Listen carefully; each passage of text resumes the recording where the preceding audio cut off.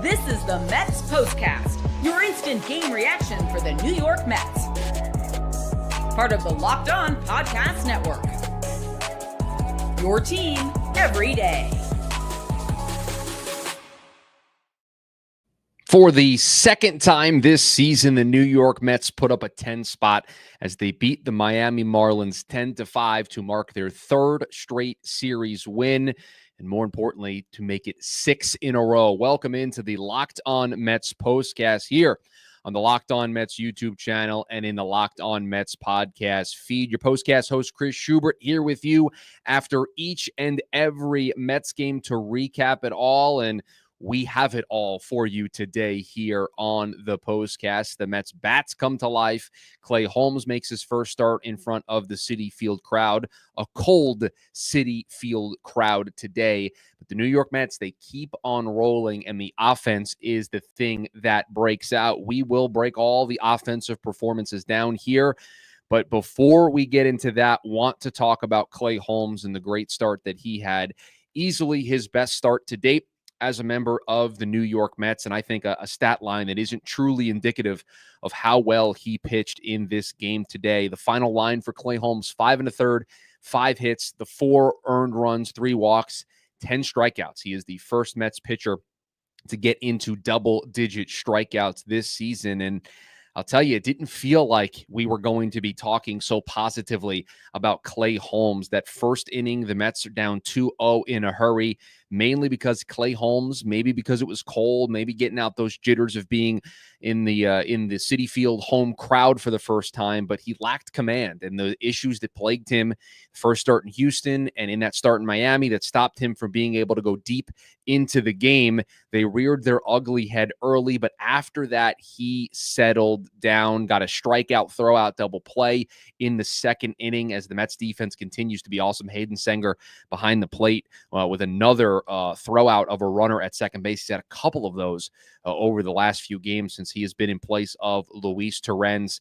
Klay Holmes really found his groove in the fourth and the fifth inning. He picked up his 5th straight strikeout, ended up with 10 on the day. Obviously, that is a season high for him, and that is a season high for a Mets starting pitcher, and he was really, really solid today. And when we saw him in the spring and everybody got excited about what Klay Holmes would be able to do, it was starts like this, kind of what you thought. Going into the 6th inning, 2 runs or fewer, just giving the team a chance to win. And I think the encouraging thing about Klay Holmes is he has gotten better and better and better with each start. That rocky first start in Houston, followed it up with a solid second start in Miami, and now he's built off of that. And he had everything working today. Had the slider working, through the kick change, mixed in the sinker when he needed to, but utilized his entire offering to pick up the win, his first win as a starter with the New York Mets and his first win of the season. But let's talk about what you all probably want to talk about, and that is the Mets offense finally coming to life. For the second time this season, they scored 10 runs. Funny enough, the last time they did it this season against the Miami Marlins. So they just have this team's number, and it was everybody who got in to the column today. Everybody had a hit in this game except for Tyrone Taylor. So it was contributions all across the board, and you had a contribution early via Francisco Lindor hitting his first home run of the season. And I wrote down in the notes, Francisco Lindor goes boom, because that was a moonshot. The second deck, the upper deck there in right field on a day in which the wind was aiding the New York Mets. The wind blowing in from left field all the way to right field. It created some havoc all day long, and you saw that in the third inning. How about a Texas League double from Pete Alonso, and thanks to the wind, was able to tie this game up at 2. Just a ball that kept carrying and carrying and carrying and just kept fading and fading and fading, and was able to just stay fair to allow Juan Soto to score, and the Mets tied the game. And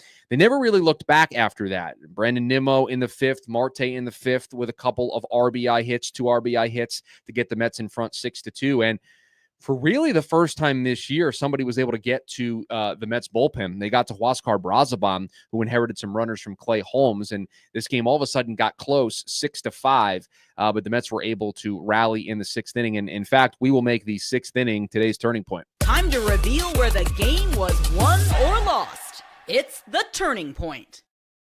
A sixth inning where it is the bottom part of the order that sets the table. You get hits from Brett Beatty and then a bunt from Senger that is misplayed by the Marlins defense, just getting in each other's way, and he's able to be safe. Call had to be overturned on a challenge, but that set the table. And listen, in baseball, you cannot allow the 8 and 9 hitters to do damage against you. You can't allow the 9 hitter to constantly get on base, but that is exactly what Hayden Senger did today. He finished 2 for 4 in this game. Both times he got on base, he ended up coming around to score, and that's where the Mets made him pay. And it was the sixth inning when they made the Marlins pay, because they then, after Lindor is able to get a hit, I believe is how things went down there in the sixth. You then get Alonso up to bat.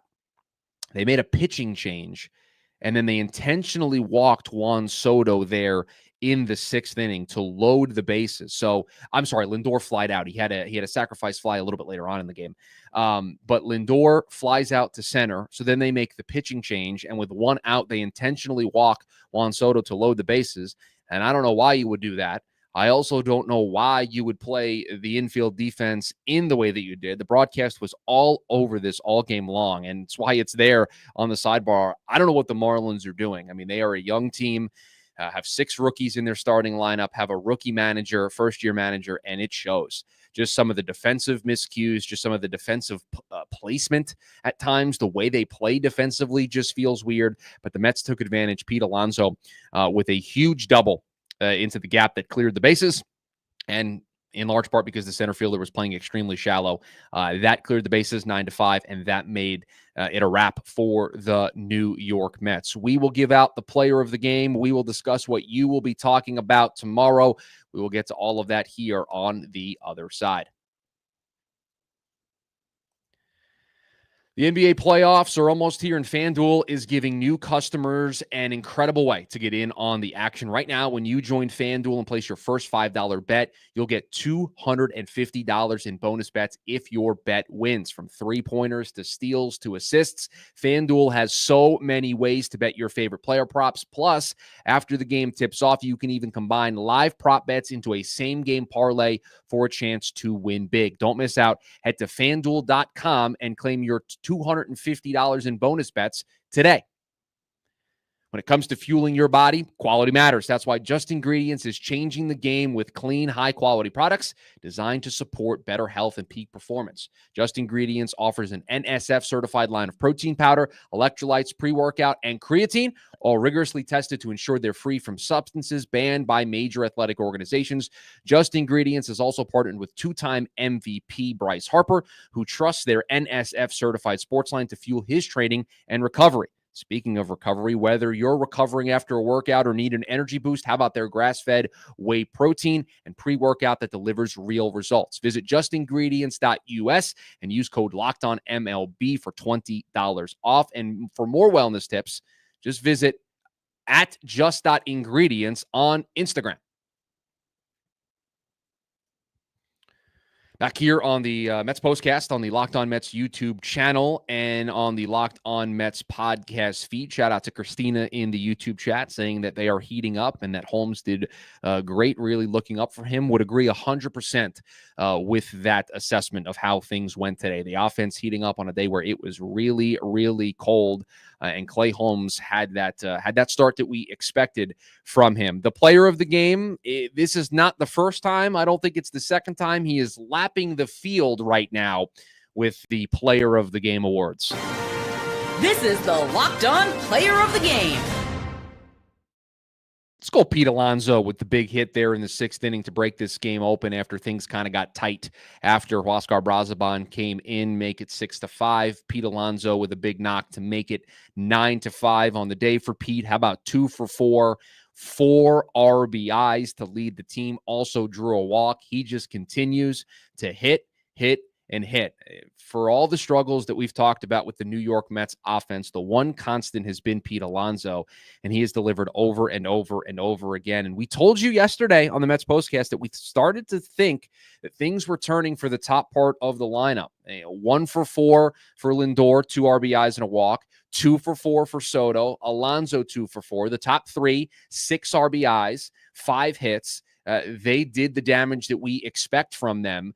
And yeah, I mean, Jonathan mentions it. The decision to walk Juan Soto to face Pete Alonso burned him very, very quickly in this game today. And it gave Pete 3 more RBIs and allowed Pete to win the player of the game award for what I believe is the 3rd time this season. I'll have to go back and check the notes. I don't know if we have any listeners or viewers of the Mets postcast who have been here every single day that have been keeping track alongside me. I don't have that number directly in front of me, but I think it's the 3rd time we've given it to Pete Alonso this season, and you can't blame me for doing so with how good he has been this season. And in terms of what you'll be talking about tomorrow, this is what you'll be talking about. It's the offense. The offense finally broke out, and I know it's the 2nd time they've done it against the Miami Marlins, so you'd like to see it happen against somebody else, but this is a team that has now won 6 in a row. This is a team that has now won 3 straight series, and let's be honest, on a day like today where it's cold, it's windy, it's tough to get anything going, the Mets put up a 10 spot, and they kind of needed it. They needed a big inning. They needed a big output of offense because Miami scored 5 runs. They did get to Klay Holmes there in the 5th, and Huascar Brazoban did not strand those inherited runners. So you needed to have an offensive night. If it was the offense of the last couple of days for the New York Mets, we could very easily be talking about the Mets not winning this game, their win streak getting snapped, and them needing to try to go for the series win tomorrow. But the Mets bats broke out, and you're starting to see it all across the board. Brandon Nimmo, after a tough night last night, he gets a 2 RBI hit. Mark Vientos was 1 for 5 after a nice night last night, but did get into the hit column. Hopefully that builds his confidence. Marte had 2 hits, also got hit today, hit by pitch. That is the 4th time he's been hit by a pitch this season. So keep track of that. He is lapping the rest of the league in that regard. Really, the big question mark that you have here is that you're not getting a whole lot from center field and from second base. Acuna did have a hit off the bench. Beatty did have a hit in this game, but overall, that is still the sore spot of this Mets lineup. You're even getting production from your backup catcher, who went 2 for 4. Minter, Young, and Garrett are the guys that close it out after Brazoban gives the Mets an inning. They stay away from using Edwin Diaz today. They give Ryan Stanek a day off after using him yesterday, so you would expect to have mostly everybody available tomorrow with an off day on Thursday before this team heads out to Sacramento to take on the A's later this week. But 3 for 4 with runners in scoring position. You had multiple guys with 2 out RBIs, Marte and Alonso. You had Lindor get his first home run of the season, just an overall team effort.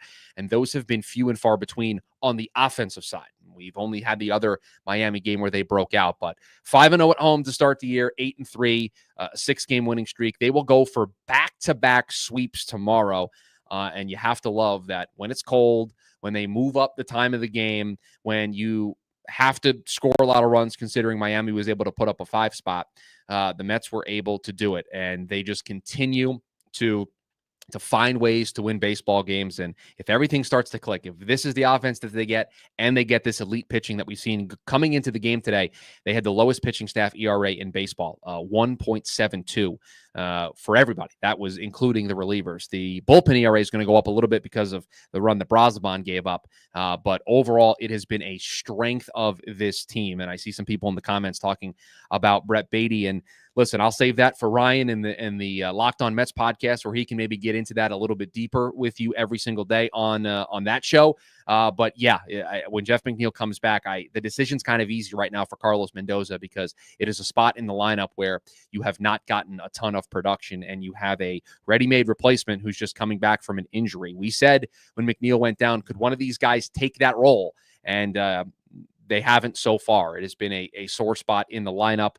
Both of those guys did get hits today, so that's nice. But yeah, you would like to see more from those guys. But the Mets make it 6 in a row. They beat the Miami Marlins 10-5, a good one. The offense, Klay Holmes, just a lot of bright spots in a game where it was cold. There weren't a ton of people in the ballpark. It was tough to kind of get animated, to get excited. I found myself while watching the game kind of, dozing in and out, even though it was a back and forth kind of game, just because you can see on the broadcast how cold it was. But it didn't matter for the Mets, who just keep on rolling, and it was the offense's turn to do their part. So the Mets will go for the second straight sweep tomorrow.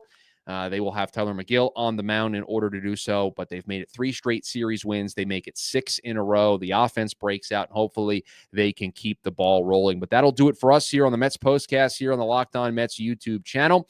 If you are new here, make sure you subscribe, turn on that notification bell. If you are a regular listener of the Locked On Mets podcast feed, nothing's changing. I just have you covered after each and every Mets game on the Mets Postcast. Consider this your hangout spot to share your thoughts immediately after the game is over. You see how interactive we are with the chat. So love hearing from you all throughout the show. But that will do it for us here on this edition of the Mets Postcast. Another win in the books. We just keep stacking them up. Let's make it 7 tomorrow with Tylor Megill on the mound going for the Mets' second straight sweep. We'll be here when it all concludes on the Locked On Mets YouTube channel to break it all down. Have a good one, everybody.